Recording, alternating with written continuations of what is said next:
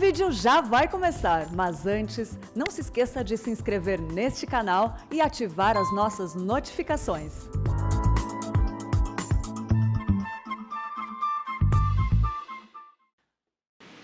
Nós vamos abrir a palavra de Deus na carta de Paulo aos Efésios, capítulo 1, versos 15 a 23.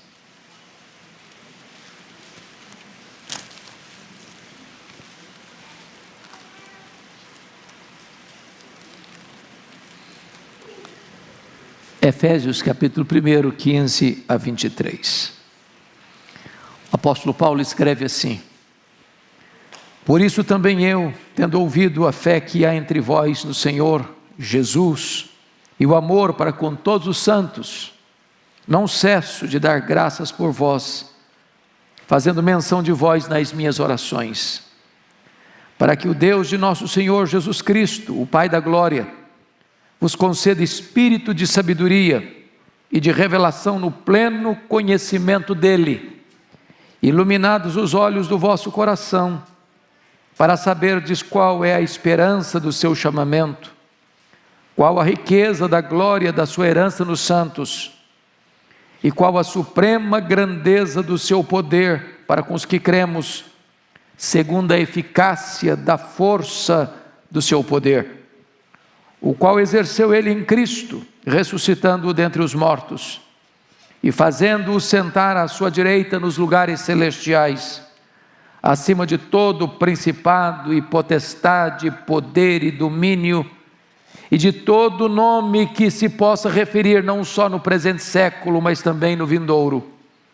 E pôs todas as coisas debaixo dos pés, e para ser o cabeça sobre todas as coisas o deu à igreja, a qual é o seu corpo, a plenitude daquele que a tudo enche em todas as coisas.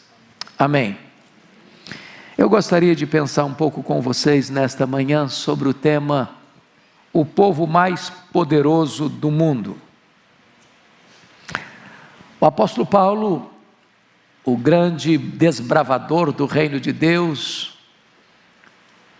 o grande bandeirante da fé, na sua terceira viagem missionária, fixou-se estrategicamente na cidade de Éfeso, que era uma cidade metropolitana com mais de 300 mil habitantes, capital da província da Ásia. E naqueles 3 anos, Paulo experimenta ali o que nós chamamos de um grande avivamento espiritual. A idolatria recuou, a feitiçaria entrou em colapso, e a palavra de Deus prevaleceu na cidade. Também dali Paulo, direta ou indiretamente, deixa igrejas plantadas em toda a província da Ásia, nas principais cidades da Ásia, como Esmirna e Pérgamo, Tiatira, Sardes, Filadélfia, Laodiceia, Colossos e Hierápolis. E aquela igreja, a igreja de Éfeso, vai se transformar na principal igreja missionária, superando inclusive Jerusalém e Antioquia da Síria. No primeiro capítulo, dos versos 3 a 14, Paulo diz que a igreja é o povo mais rico do mundo, porque foi e é o povo eleito de Deus, o povo que foi adotado por Deus, povo que foi remido pelo sangue de Jesus, o povo que foi selado com o Espírito Santo da promessa, e que tem o Espírito Santo como penhor da sua redenção. Agora, no texto lido, Paulo vai mostrar que este povo, que é o povo mais rico do mundo, é também o povo mais poderoso do mundo. Então o apóstolo Paulo vai orar pela igreja. E é curioso que Paulo, mesmo ao escrever esse texto, esteja preso, e preso em Roma, ele não pede nesta oração nenhuma bênção material. Aliás, Paulo nem pede algo que os crentes não tenham. Ele, na verdade, pede que os crentes conheçam e tomem posse daquilo que eles já têm. Isso é chocante para nós, porque às vezes nós estamos deixando de usufruir algo que já temos em Cristo Jesus. Às vezes vivendo uma vida apática, ou até fraca, quando na verdade temos à nossa disposição toda a plenitude do poder de Deus. Então, notem comigo que ele está orando para que a igreja, versículo 17, receba espírito de sabedoria e de revelação no pleno conhecimento de Deus. Esta palavra conhecimento aqui, não é apenas conhecimento de informação, apenas conhecimento cognitivo, mas é um conhecimento de experiência. O que Paulo está pedindo não é que você saiba mais acerca de Deus, mas que você tenha mais experiências com Deus, mais relacionamento com Deus, mais intimidade com Deus. E então, o que ele pede no verso 17 é que você e eu tenhamos discernimento espiritual. Discernimento espiritual. Então note comigo o que ele está pedindo. Primeiro ele pede espírito de sabedoria, para que Deus, o Deus de nosso Senhor Jesus Cristo, o Pai da glória, vos conceda espírito de sabedoria. Mas o que é esse espírito de sabedoria?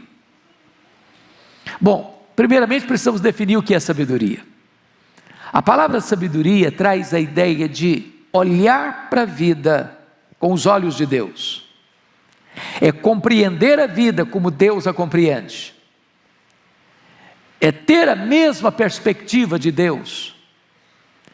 Muitas vezes nós não temos esta perspectiva, não olhamos com os mesmos olhos, e por isso deixamos de tomar posse do que é nosso em Cristo Jesus, como o povo mais poderoso do mundo. Então veja você, que tantas vezes o nosso olhar é apenas físico, material, temporal, terreno, como Geazi, o servo de Eliseu, que olhou o cenário e viu o poder do inimigo, e o profeta ora e diz: Deus, abre os olhos desse moço, para que ele veja. E quando Deus abriu os olhos de Geazi, ele viu que maior número eram aqueles que estavam com eles, do que os que estavam contra eles. Precisamos ter discernimento, precisamos ter os olhos de Deus, precisamos olhar para a vida, para a família, para a igreja, para a nação, para a história, nessa perspectiva. Termos percepção espiritual, quem nós somos em Cristo Jesus e qual é a nossa riqueza em Cristo Jesus.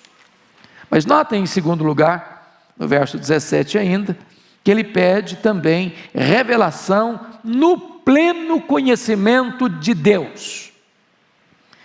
E notem que esta revelação que ele pede não é uma revelação estranha, nem forânea às Escrituras. Eu não preciso de uma nova revelação, além do que já foi revelado. Aliás, não tem novas revelações mais. A revelação de Deus cessou, no sentido de que Cristo é a última revelação de Deus para a igreja. Deus falou muitas vezes, de muitas maneiras, aos pais pelos profetas. Agora Ele nos fala pelo Filho. Esperar novas revelações de Deus, depois de termos Cristo, o Filho de Deus, encarnado entre nós e as Escrituras na nossa mão, seria gerar uma expectativa irreal. Mas o que Paulo está orando e pedindo é para que a igreja possa ter os olhos espirituais abertos, para desvendar a lei de Deus, para compreender à luz da Bíblia quem nós somos, o que nós temos.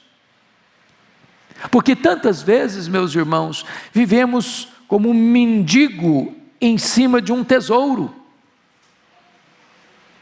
Temos uma vida paupérrima, espiritualmente falando, quando Deus tem todos os recursos necessários para termos uma vida abundante. Agora mais, veja que Paulo ora para que a igreja conheça a Deus de forma plena e de revelação no pleno conhecimento de Deus. Então vamos entender isso aqui. Irmãos, o conhecimento de Deus é a essência do cristianismo. Essência do cristianismo. O cristianismo é, de fato, conhecer a Deus. Jesus Cristo deixou isso claro na sua oração sacerdotal, quando lá no capítulo 17, versículo 3, ele define: e a vida eterna é esta, conhecer a Deus e a Jesus Cristo, a quem enviaste. Então, ao longo da nossa jornada aqui, nós estamos conhecendo a Deus. E nós continuaremos a conhecer a Deus, depois de glorificados, quando nós estivermos no céu. Como Deus é um ser inesgotável, nem toda a eternidade será suficiente para nós esgotarmos o conhecimento de Deus. Então é necessário que nós tenhamos esse conhecimento pleno de Deus. Quem é Deus? Este ser que é autoexistente, infinito, imenso, eterno, imutável, onipotente, onipresente, onisciente, transcendente, soberano. Este Deus que é amor, que é gracioso, que é justo, que é misericordioso, que tem prazer em perdoar, é rico em misericórdia. Quem é esse Deus? Esse Deus que subsiste em três pessoas: o Pai, o Filho e o Espírito Santo. Este Deus que nos criou, este Deus que nos sustenta, esse Deus que nos ama, esse Deus que nos salva, esse Deus que nos protege e nos consola. Quem é este Deus? Qual o conhecimento, qual a experiência que você tem com Ele? Então note uma coisa: conhecer a Deus pessoalmente significa salvação. Porque a vida eterna é esta, conhecer a Deus. Conhecer a Deus progressivamente significa santificação. Mas conhecer a Deus perfeitamente significa glorificação. Então nós estamos aqui para conhecermos a Deus. É isso que Paulo está pedindo. É por essa razão que ele está orando. Agora vejam, três grandes verdades que os crentes precisam saber, e Paulo está pedindo para Deus. Então, note o versículo 18 comigo. Primeira coisa: iluminados os olhos do vosso coração, para saberdes qual é a esperança do seu chamamento. Veja que Paulo usa uma linguagem simbólica, e ele coloca olhos no coração. Olhos no coração.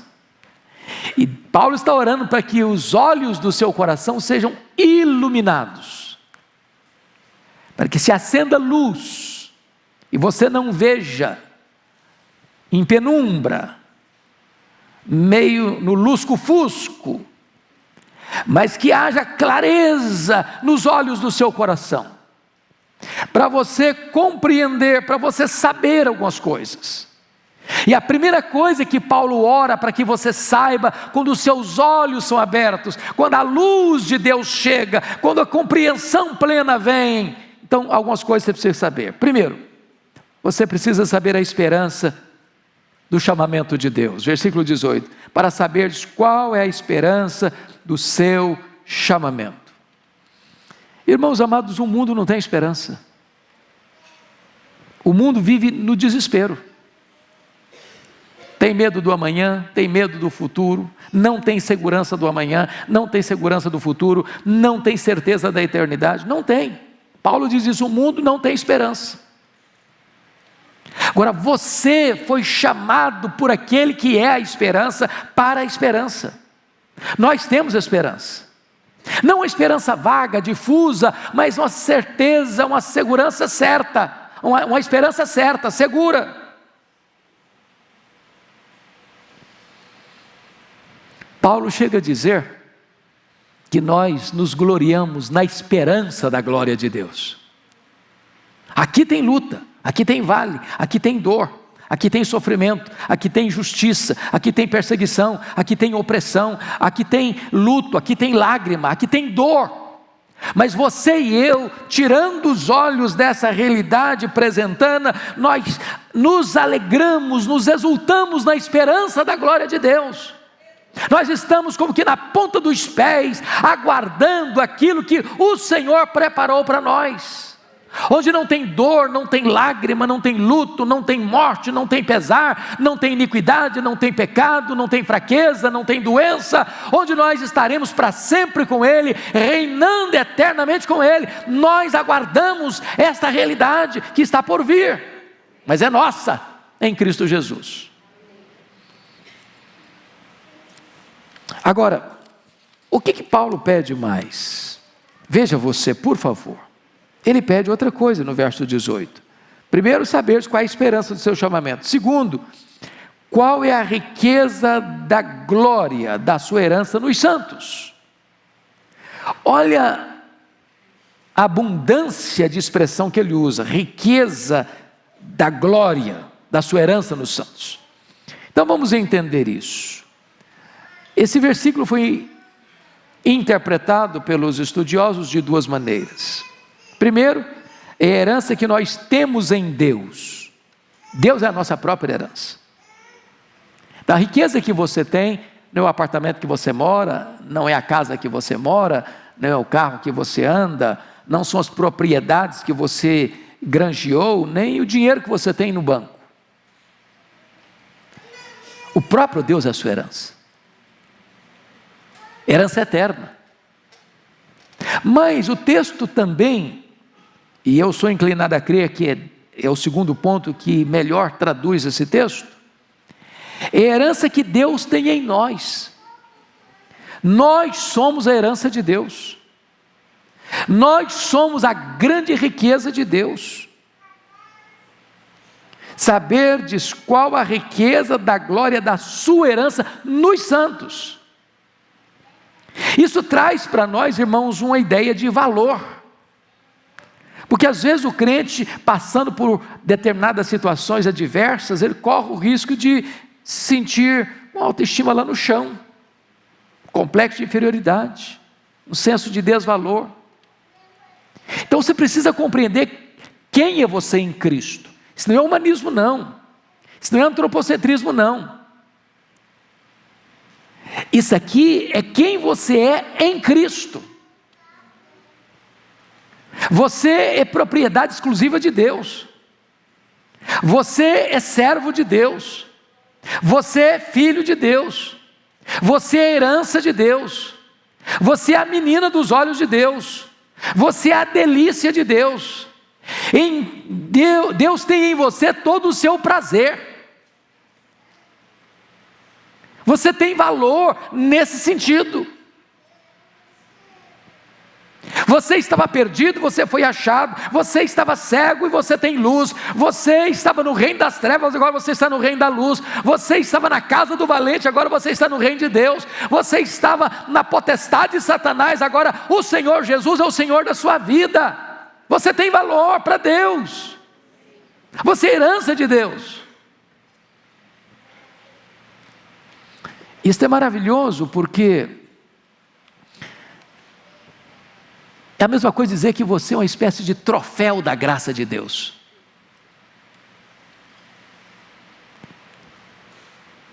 A riqueza de Deus não é a riqueza mineral que está no nosso solo ou nas profundezas dos mares. Não são as pedras preciosas que existem nas minas. A riqueza de Deus não são os astros e os mundos estelares. A riqueza de Deus, a herança de Deus é você. E você para Deus teve tanto valor que Ele remiu você com aquilo que é mais precioso, não com ouro, não com prata, mas com o precioso sangue de Jesus. Compreender isso enche o peito de alegria, de significado para a vida. Mas Paulo está orando por uma terceira razão, no verso 19 agora, confira comigo. Ele está pedindo que iluminados os olhos do nosso coração, para nós sabermos também, em terceiro lugar, versículo 19: qual a suprema grandeza do seu poder para com os que cremos, segundo a eficácia da força do seu poder. Eu nunca vi um versículo, pastor Arival, que pudesse, de forma tão breve, usar tantas expressões distintas para mostrar o quanto de poder que está à nossa disposição. Se você gosta de grifar, tem 4 palavras diferentes para poder aí. A língua grega é uma língua muito rica, e existem 4 palavras distintas aí. Se você perceber, ele começa no verso 19, dizendo: qual a grandeza do seu poder. A palavra primeira aí, poder, é a palavra dinamis, do grego. Depois ele usa uma segunda palavra, a segunda é eficácia. Eficácia aí é a palavra energeia, que é uma palavra também para poder. Depois ele usa a palavra força, e a palavra aí é a palavra kratos, de onde vem democracia, poder do povo. E depois ele usa a última palavra, que é a palavra força do seu poder. A palavra poder aí é ixtos, ou iskos, que é poder inerente, ou força inerente. Ele está dizendo que todo o poder que é encontrado à disposição, que Deus tem, que está à disposição da igreja, você precisa saber que esse poder está à sua disposição. Não é poder que emana de você, não é poder que procede do homem, não é poder que procede da terra, é toda a suprema grandeza do poder de Deus que está à sua disposição. Portanto, você e eu não temos o direito de vivermos uma vida fraca, medíocre, rasa, pobre, fraca, tendo à nossa disposição todo esse arsenal de poder, o poder de Deus à nossa disposição, para vivermos uma vida vitoriosa. Agora, aqui Paulo tratou da medida desse poder. É o dinamis, é a energeia, é o kratos, é o iskos. É o poder irresistível, é o poder que trabalha como energia, é o poder da força exercida, é a força inerente, tudo isso à sua disposição. Essa é a medida desse poder. Mas agora Paulo vai tratar da demonstração desse poder. E ele cita aqui 3 exemplos da demonstração desse poder. Primeiro, vejam vocês comigo no verso 20. O qual, ou seja, o poder, o qual exerceu ele em Cristo, ressuscitando-o dentre os mortos. A primeira evidência desse poder que está à sua e à minha disposição, é que este poder é o mesmo poder que Deus usou para ressuscitar Jesus dentre os mortos. Esse é o poder que está à sua disposição. É o poder que vence a morte. Segundo poder, segunda evidência desse poder, ou a segunda demonstração desse poder, está escrito aí no verso 20. Ele diz assim: e fazendo-o sentar à sua direita nos lugares celestiais. Ou seja, o mesmo poder que tirou Jesus da morte para a vida, ressuscitando-o com um corpo de glória, é o mesmo poder que também o fez ascender às alturas e assentar-se à direita da majestade, estar entronizado no céu, como nosso grande sumo sacerdote, e como o Rei dos reis, e como o Senhor dos senhores. É o poder que vence a morte, é o poder da entronização do nosso glorioso Redentor. Mas ele vai dizer uma outra expressão. Notem comigo, por gentileza, que ele vai mostrar também, nos versos 22 e 23, que esse poder também é o mesmo poder que elevou Jesus à posição de Senhor e cabeça sobre a igreja e sobre o universo. O verso 22 diz: e pôs todas as coisas debaixo dos pés, e para ser o cabeça sobre todas as coisas o deu à igreja, a qual é o seu corpo, a plenitude daquele que a tudo enche em todas as coisas. Então vamos compreender isso, irmãos amados. O Senhor é o Senhor absoluto de todo o universo. É Ele quem levanta reinos, Ele quem abate reinos, Ele quem levanta reis, Ele quem faz os reis apiarem do poder. Ele quem tem as rédeas da história nas mãos. Ele quem governa a igreja, Ele quem protege a igreja, Ele quem guia a igreja. E Ele faz isso usando esse poder que está à sua, à minha, à nossa disposição. Então, eu gostaria de concluir dizendo que Jesus, como cabeça da igreja, significa que Ele é a autoridade suprema sobre a igreja, que Ele como cabeça, nós temos com Ele uma relação e uma união vital, porque somos o corpo, e significa que existe uma inteira dependência dEle, porque o corpo não pode existir sem o governo da cabeça. Então, a igreja é a plenitude de Cristo. Já pensou nisso? Você e eu somos a plenitude de Cristo. Aliás, esta carta, eu fecho aqui, para mim é tão impressionante, porque a única epístola, o único livro da Bíblia, que mostra que a igreja, você e eu, somos a plenitude do Deus Pai, do Deus Filho e do Deus Espírito Santo. Aqui, no verso 23, ele diz que a igreja é a plenitude de Cristo. No capítulo 3, verso 19, Paulo ora para que sejamos tomados de toda a plenitude de Deus, Deus Pai. E no capítulo 5, 18, é uma ordem: enchei-vos do Espírito. Então a igreja é o povo mais poderoso do mundo, porque habita nela, plenamente, o Deus Pai, o Deus Filho e o Deus Espírito Santo.